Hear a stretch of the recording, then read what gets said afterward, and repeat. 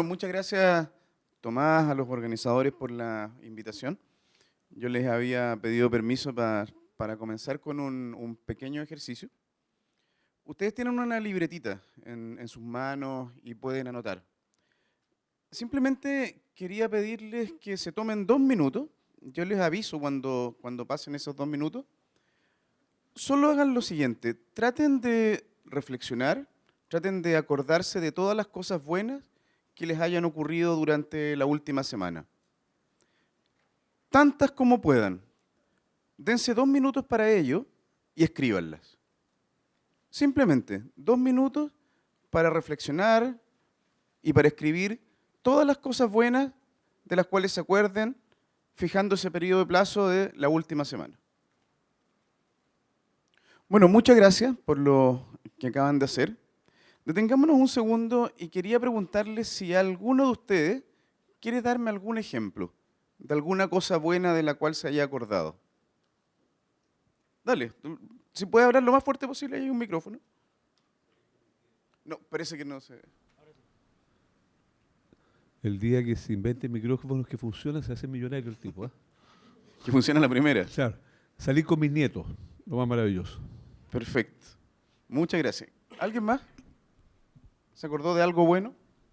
El sábado pasado fui con mi hija y con mi esposa.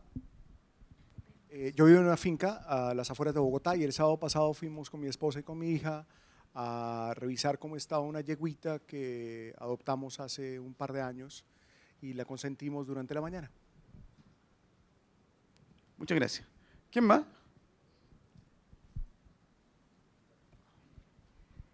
Yo anoté cosas súper simples. Anoche mi cama calentita porque tengo un escaldazono y hacía tanto frío, entonces rico y exquisito acostarse en una cama calentita. Eso. Súper, gracias. ¿Alguien más? ¿Un par de comentarios más? Hola, el fin de semana fuimos a ver la nieve con mis niños a la cordillera, eso estuvo muy bueno. Perfecto. ¿Y la última persona por el momento? ¿Había alguien más con la mano levantada?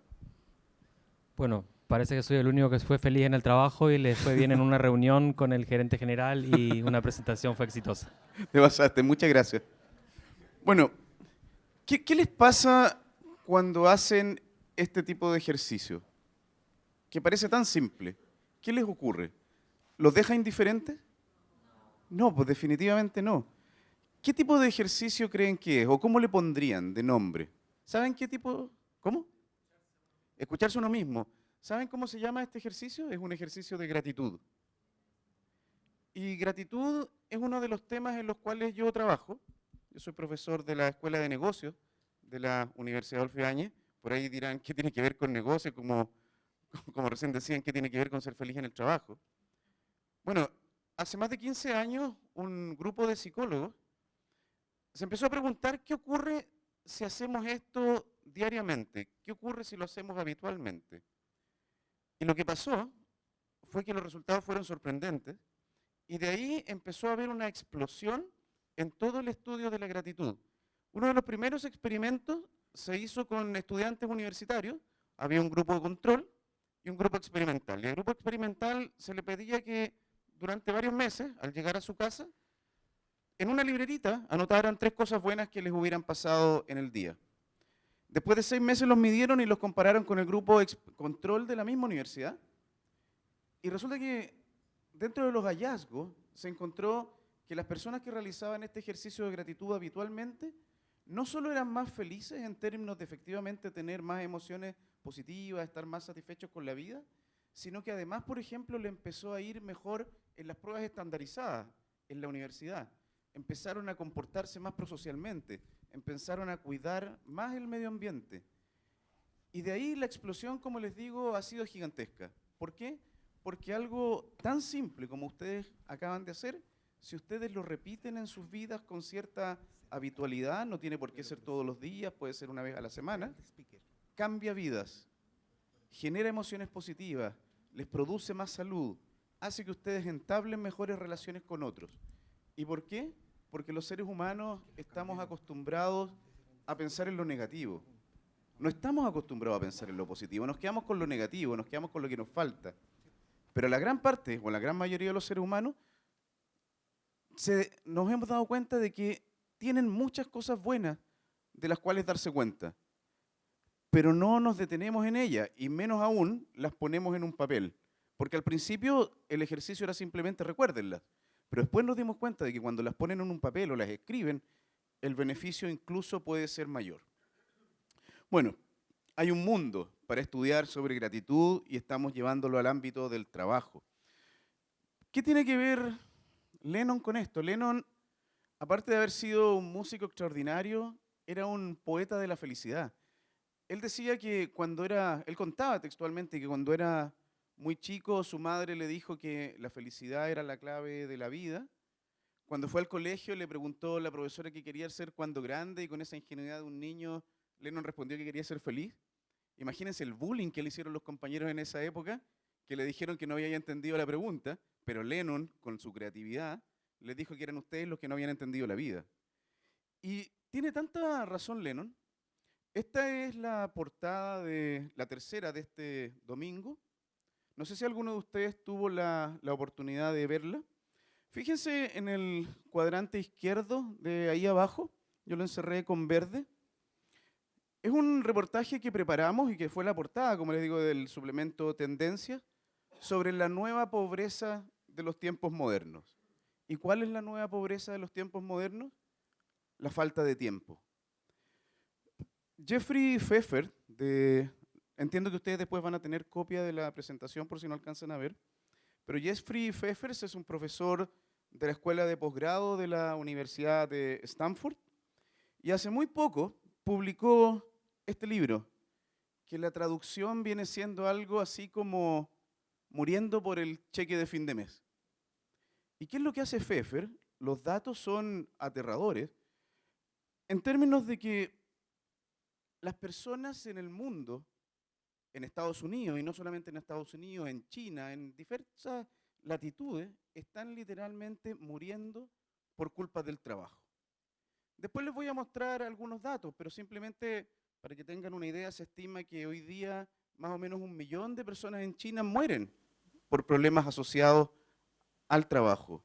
En Estados Unidos, entre 100.000 y 200.000 personas por año. Entonces, ¿qué tiene que ver esto con felicidad? Tiene que ver precisamente porque si nosotros nos vamos al mundo del trabajo y vemos los datos que hay, lo que nosotros necesitamos hoy en día es un cambio de paradigma que ubique a las personas en el centro de lo que buscan los negocios, en el centro de lo que buscan las empresas. Ese es un estudio que nosotros hicimos en la UAI hace más o menos 2 años y acaparó las portadas de la prensa también por muchas semanas, porque una pregunta tan simple, queríamos investigar cuántas personas eran infelices en su trabajo. Y más de la mitad de las personas en Chile decía que eran literalmente infelices en el trabajo. Por eso no es muy raro cuando se reían de su compañero que decía que le había ido bien con el gerente general. Y eso lo hacía feliz, porque eso es muy extraño. Pero lo que pasa en Chile no es incompatible con lo que pasa en el resto del mundo. Yo hice un doctorado en Inglaterra, en la Universidad de Sussex, y me especialicé en psicología económica y en felicidad. Y esto fue tremendamente impactante cuando apareció porque se hizo un estudio en Gran Bretaña, no solo en Inglaterra, en Gran Bretaña, y los trabajadores de Gran Bretaña se declaraban literalmente miserables, tristes, deprimidos, cuando tenían que volver a sus trabajos después de las vacaciones, por ejemplo, la de Pascua y Año Nuevo. Pero no era porque se les acababan las vacaciones, era porque tenían que volver al trabajo, que no es exactamente lo mismo.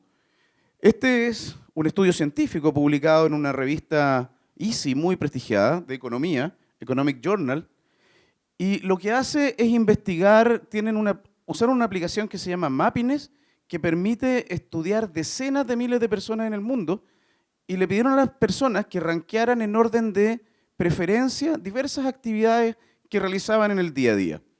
Tenían 30 actividades y el trabajo fue rankeada en la número 29. ¿Saben cuál fue la única que fue rankeada peor? Estar enfermo en cama. Esa es la única que fue peor. Entonces, Pfeffer, con este dato, lo que hace es resumir la realidad del trabajo en el mundo. Porque el trabajo hoy en día, para la gran parte de las personas, obviamente no para todos, para la gran parte de las personas, es una fuente de infelicidad y de sufrimiento. Algunas razones, no son las únicas, pero algunas razones, las largas horas de trabajo, los conflictos trabajo-familia, la falta de autonomía, la inseguridad económica, se ha ido agregando hoy día el acoso, incluso el acoso sexual.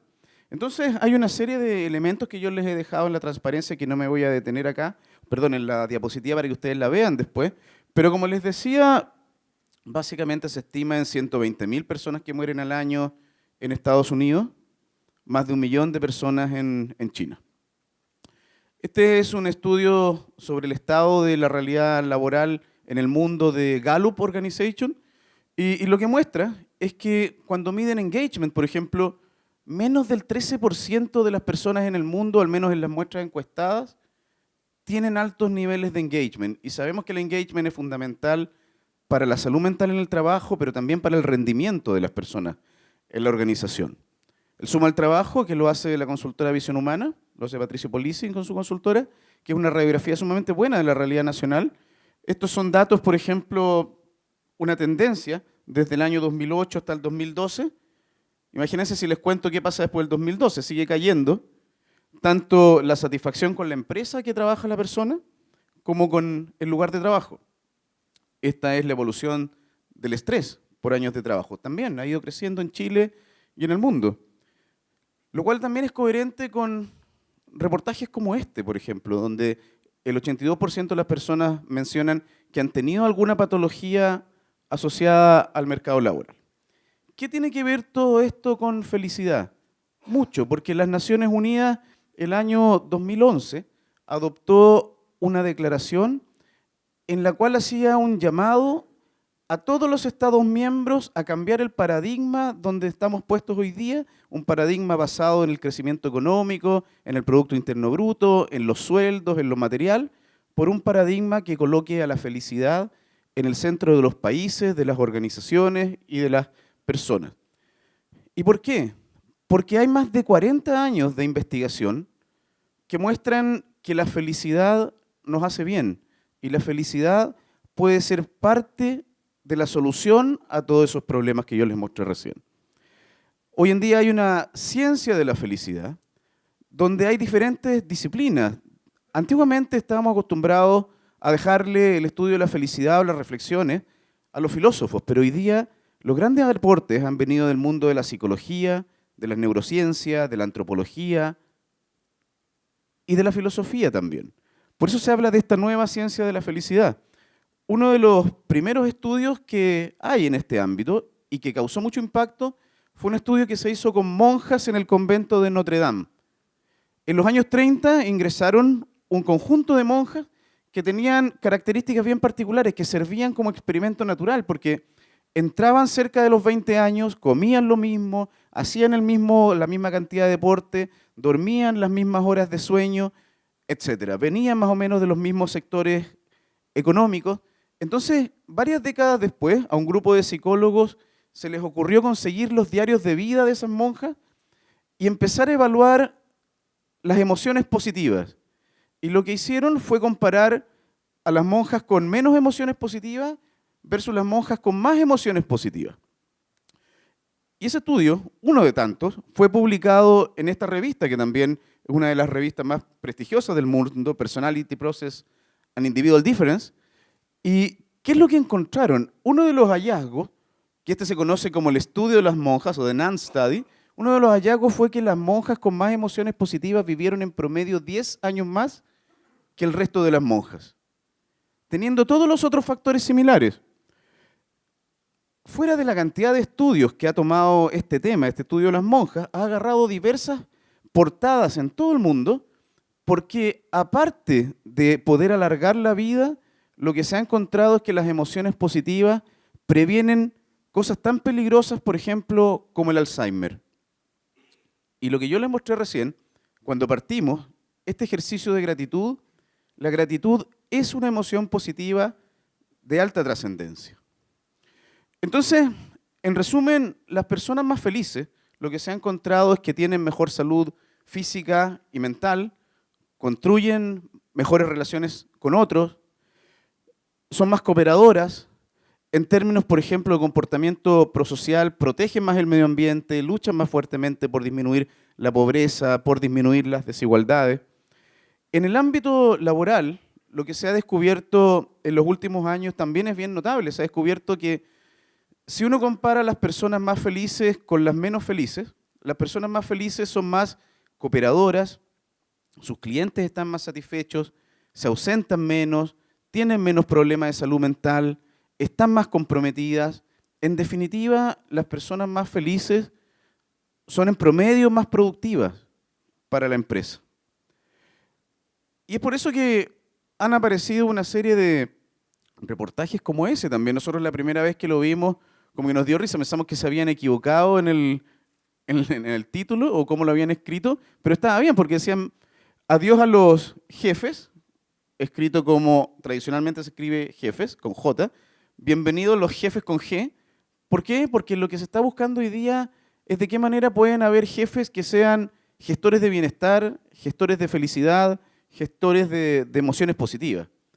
¿Cómo funciona el link? Es un mundo. O sea, una cosa es el dato, o sea, nosotros sabemos que en promedio las personas más felices funcionan mejor en la empresa, pero otra cosa es por qué, y eso es lo que nosotros nos dedicamos a estudiar. Yo tengo la suerte de ser uno de los directores de un diploma que tenemos en la Universidad Adolfo Ibáñez, que partimos llamándole diploma en felicidad organizacional, y hoy día hemos evolucionado en la medida que ha evolucionado la ciencia, y hoy día lo llamamos diploma en gestión de la felicidad en el trabajo, porque queremos ir a temas más puntuales de gestión, de cómo enseñar herramientas para que las personas puedan florecer.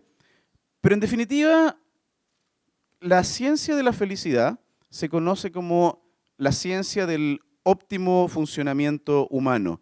¿Y por qué? Porque las personas más felices funcionan mejor en sus vidas, funcionan mejor con sus organizaciones, funcionan mejor con el planeta. ¿Y por qué? Porque la felicidad nos hace bien, pero la felicidad entendida de un concepto amplio. La conclusión a la cual hemos llegado nosotros es que si uno toma todas las definiciones que existen de felicidad, la definición que más nos llena es por lo menos el entender felicidad como plenitud. Felicidad en el sentido de sentir que nuestras vidas son deseables, son gratificantes, pensar en encontrarle sentido a la vida, construir relaciones significativas con otros, ser altruista y ayudar. Todo esto involucra un concepto de felicidad holístico, un concepto de felicidad que piensa en la felicidad como plenitud.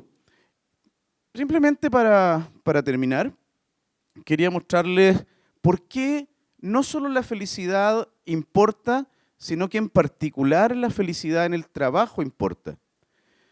Hace algunos años nos hicimos la pregunta de si es que existe alguna relación entre la felicidad en la vida y la felicidad en el trabajo.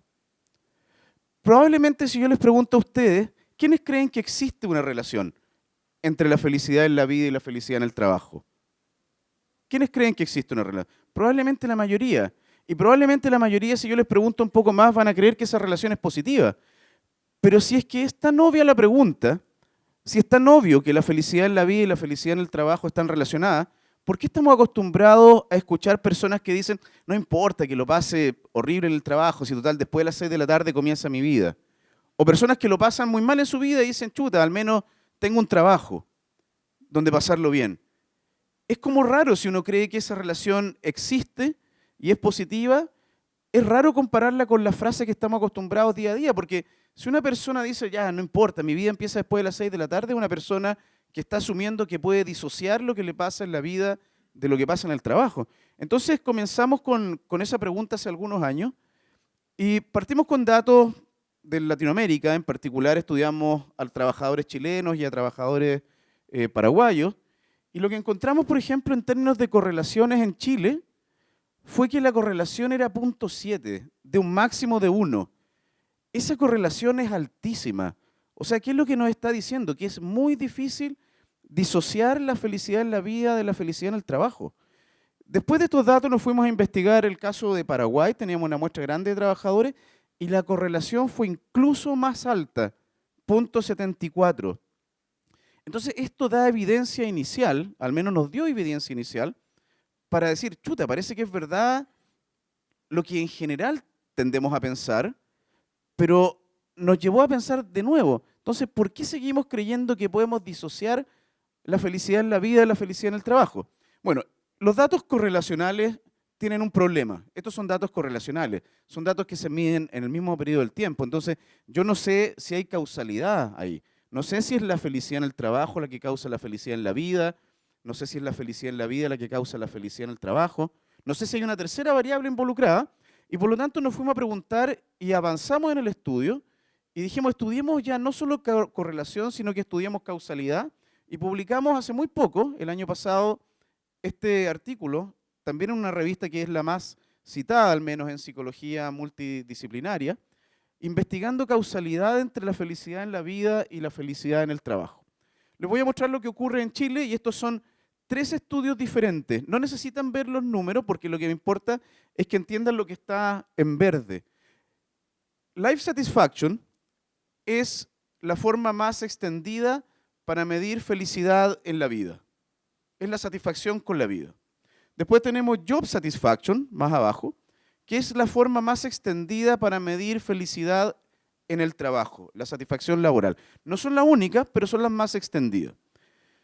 ¿Qué es lo que encontramos? Encontramos que la felicidad en la vida, que es lo que está acá, en el tiempo 1, por ejemplo, predice la felicidad en el trabajo en el tiempo 2. Pero al revés, que es lo más interesante también, la felicidad en el trabajo en el tiempo 1 predice la felicidad en la vida en el tiempo 2. ¿Qué significa eso? Que ya no solamente hay correlación, sino que hay causalidad. ¿Qué quiere decir eso? Que cuando las personas son felices en su trabajo, esa felicidad en el trabajo se la llevan a la vida. Y al revés también, cuando son felices en su vida, esa felicidad en la vida se la llevan a su trabajo. Por lo tanto, de estas conclusiones emergen 2 tremendas responsabilidades. La primera responsabilidad es para las empresas. ¿Se acuerdan del artículo que les mostré del libro de Pfeffer? Hay empresas que están generando infelicidad en sus trabajadores. Si es cierto lo que encontramos acá, esas empresas que hacen a los trabajadores infelices están haciendo que esos trabajadores se lleven a esa infelicidad del trabajo a su vida. Y ya sabemos que la felicidad está asociada con una serie de indicadores. Entonces, si se llevan esos trabajadores la infelicidad a su vida, van a ser peores padres, van a ser peores esposos, van a ser peores ciudadanos del mundo, van a contaminar más el medio ambiente, van a ser menos altruistas, van a vivir menos años, van a tener peor salud física y mental. Por lo tanto, las empresas que están generando infelicidad en sus trabajadores no solamente están generando un impacto en la empresa, sino que están generando un impacto negativo en la sociedad. Por el contrario, las empresas que ayudan a los trabajadores a que sean felices, esa felicidad los trabajadores se la llevan a sus vidas y por lo tanto son mejores ciudadanos del mundo, son mejores padres, son mejores esposos, son más altruistas, ayudan más a los pobres, viven más años, se enferman menos. Entonces la primera responsabilidad es para la empresa. Pero la segunda responsabilidad es para los trabajadores también, porque sabemos que la felicidad en la vida de los trabajadores también está relacionada con su felicidad en el trabajo. Por lo tanto, la responsabilidad no es solo de la empresa de ayudar a los trabajadores a que sean felices, sino que los trabajadores también tienen una responsabilidad en términos de hacer cosas para ser más felices en su vida.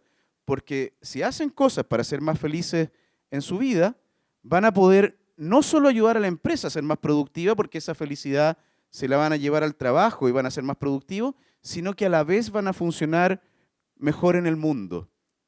Y por eso que a mí me gusta mucho esta frase de Washington, que planteaba que la felicidad y el deber moral están inseparablemente conectadas. Si las empresas quieren ser un aporte en la construcción de una mejor sociedad, tienen que trabajar para generar condiciones en el trabajo para que sus trabajadores puedan ser felices y puedan florecer. Si las personas quieren ser un aporte a una mejor sociedad, también tienen que trabajar para poder ser cada vez más felices. Este es de nuevo, Gallup Organization, datos del año 2011 y 2012, por ejemplo. Ellos muestran, en la parte negra, están las personas con bajo nivel de engagement. Y en la parte derecha, la parte verde, son las personas que tienen alto nivel de engagement. ¿Qué es lo que hace Gallup? Compara sus niveles de engagement con los niveles de productividad en la empresa y muestra que si la empresa fuera capaz de hacer que las personas con bajo nivel de engagement, es decir, del sector negro, pasaran a tener alto nivel de engagement en el sector verde, la empresa puede tener resultados en términos de mejorar su productividad 2.4 veces, un 240%. Eso es por el lado de la empresa. Pero por el lado de las personas, el engagement es una de las claves también para ser más felices. Sonia Lubomirsky es una investigadora muy reconocida a nivel mundial, que saltó a la fama ya no solamente por los papers, porque ustedes saben cuántas personas leen en promedio un paper científico. Uno se puede demorar 4, 5, 10 años en escribir un paper. ¿Saben cuántas personas lo leen en promedio? Como 7, incluida la mamá del autor. Bueno, ella saltó a la fama porque escribió ese libro, The House Happiness, que la traducción viene siendo algo así como La ciencia de la felicidad. Y lo que hizo fue algo notable. Agarró las investigaciones que existían en el ámbito de la felicidad y la tradujo a un lenguaje que todos podemos entender. Y ella dijo, miren, de mis investigaciones y de las investigaciones que existen en Estados Unidos, en el resto del mundo, yo podría decirles que hay 12 claves para la felicidad. No sé si son 12, 10, 20. Nunca me ha gustado mucho hablar de los números en términos de las 10 claves del éxito o los 7 hábitos de Covey. Pueden ser 12, pueden ser 10, 20, las que sean. Pero lo que sí es notable, que al menos ella tradujo un lenguaje cotidiano, cosas que podemos hacer en el día a día como personas y como empresas para ser más felices. Y si ustedes se fijan, en el primer lugar, en general siempre tiende a aparecer la gratitud, el optimismo, pero hay otras cosas también que uno puede trabajar. Trabajar el perdón, trabajar la benevolencia, el altruismo, pensar en cuáles son nuestros objetivos de vida, fluir. Hay una serie de cosas que uno puede hacer. ¿Y por qué hacerlo? Porque esto nos ayuda a nosotros como personas, le ayuda a las empresas como organizaciones y también nos ayuda a todos a construir una mejor sociedad si es que pensamos en la felicidad como plenitud. Muchas gracias.